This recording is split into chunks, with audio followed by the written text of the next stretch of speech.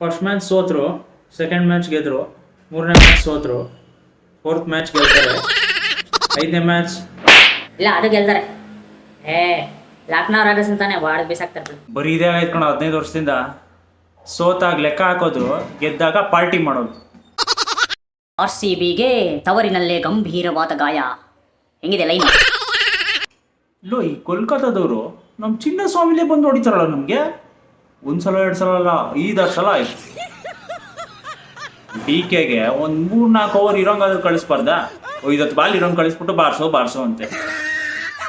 RCBಗೆ ಈ ಕೋಲ್ಕತ್ತಾ, ಚೆನ್ನೈ, ಮುಂಬೈ ಮೇಲೆ ಮ್ಯಾಚ್ ಬಿಟ್ರೆ ಎಲ್ಲೋ ಸ್ವಲ್ಪ ಡೌಟ್ ಏನಂತೀರಾ? ಮಾತಾಡ್ರಿ